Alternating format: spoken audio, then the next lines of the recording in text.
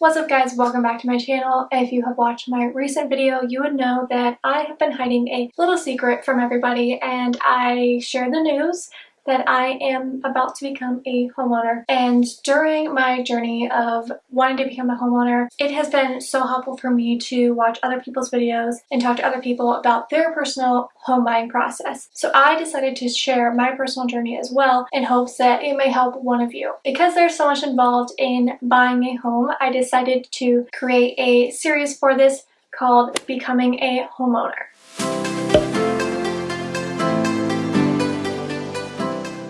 So in the first episode of this series, we are going to talk about the first step that we took, a big first step, and that is the pre-approval process, getting pre-approved for your mortgage loan. So my husband and I both knew that we had really good credit and we had really good history because we have several different types of credit. We have 100% payment history, we've never missed a payment, and we know this because we pay everything on time and we are constantly checking our credit reports. So with that in mind, we also had discussed and talked about where we ideally would like to buy, where we'd ideally like to live. So if you didn't know, my husband and I finally got married after 10 years of dating last year in 2018, and we decided that once the new year, 2019 hit, we would start saving for our home. So January 1st came around and we started saving up money for our home. So 4 months goes by, we come into April and we have a good amount of money saved. I was talking to one of my patients one day and he actually was telling me about this mortgage lender that he's really good friends with and that's really good in this business, and he suggested that I talk to her. So I ended up stalking this girl on Facebook, doing some research, and eventually reaching out to her. My husband and I wanted to meet up with her in person just to kind of feel her out, see if we can get a good vibe, and we ended up loving her. So the first time we met up with our mortgage lender was on April 11th. And for this appointment, our initial thoughts were that we weren't actually going to get pre-approved at this appointment. We just wanted to kind of see where we were at and where we potentially had to be. So for this appointment, she wanted us to bring a couple things. The first thing she wanted us to bring is our ID, so our driver's license. We also both had to bring in pay stubs to cover the last 30 days worth of pay, but only employment where you've been there for 2 years will count. So again, if you guys know me, you know that I have several jobs, but I was only able to use one of my income sources for our pre-approval process. We also each had to bring in the last 2 years of our W-2s, and we also each had to bring in the last 2 years of our tax returns. And if we were to use any additional income for this process, such as like child support or social security, we would have had to bring supporting documents for that as well. So we're sitting down and we're talking to her and we're telling her where we're at financially, where we ideally want to be, how much we want to spend, how much we want our monthly payment to be, and she says that we are doing just fine. We just wanted to make sure that we were being realistic with ourselves before we had a credit pull on our credit report, because I don't want a whole ton of those on there. So she's looking over everything. She's giving us a rough estimate of where we may potentially be, and we decide to just go ahead and get pre-approved. So she goes ahead and does a soft pull on our credit, which I was worried about because I'm like a credit Nazi, and like I said, I check my credit all the time, and my credit only went down 2 points from this credit pull, so it really wasn't as bad as I was expecting it to be. So once we leave there, we have a couple extra things that we have to send her over. So we spend the next couple of days sending her some more documentation. So after we get all that stuff sent in, about 11 days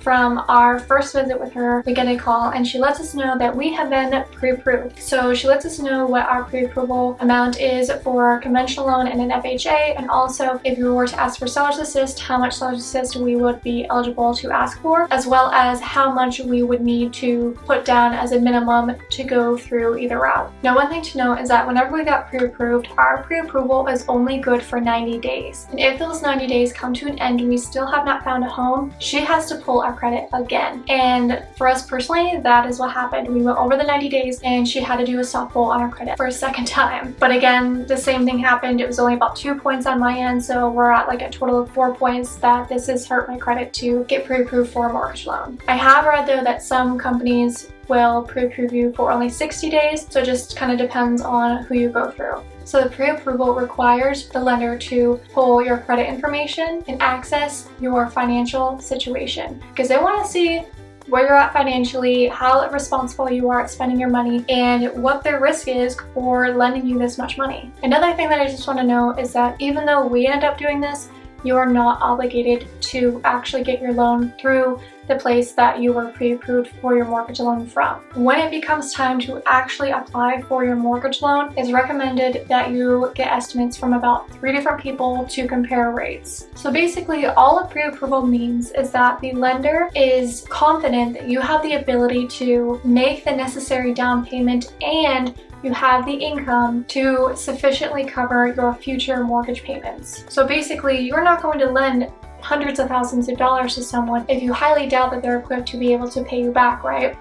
So they have to do the same thing. Now, in addition to this, one concern is that the lender has to make sure that the property's value offers sufficient collateral in relation to the amount of your loan. So basically, that just means that the home has to be appraised for an amount that is above the price that you're paying for or equal to the price that you're paying for. They just want to make sure that you are not paying more for the home than it is actually appraised for. So when you're getting pre-approved, I think it's very important that you be really realistic with yourselves. Sit down, talk about your finances, and figure out where you're at right now. How much money are you spending on certain loans? How much money are you paying on utilities? How much money are you paying for food? How much money are you paying for extra bills? How much money are you paying for a credit card debt if you have any? How much are you paying for going out and eating out and just any extra expenses that you have? Where is your money going and how much are you actually having left over after you're paying your bills and paying for your lifestyle as it sits right now? Because chances are, if you're like us, going from an apartment to a home, your lifestyle is going to change because you're going to be paying a lot more for that home than your lifestyle as living in an apartment. So figure out where you're going to feel comfortable. You don't want to stretch yourself too thin. You don't want to be house broke. I hear that all the time. People say, don't be house broke, it's not worth it. And you want to still be able to enjoy life.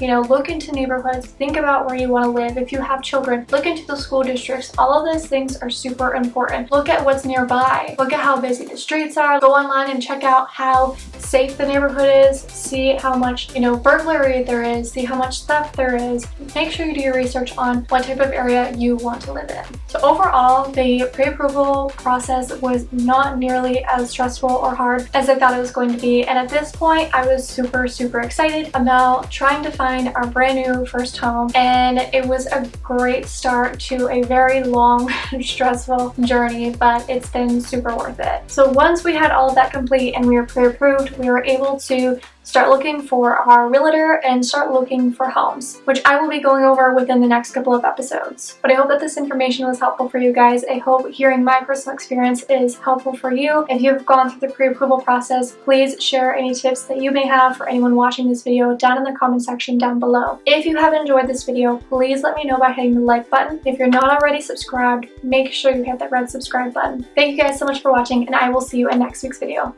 Bye guys!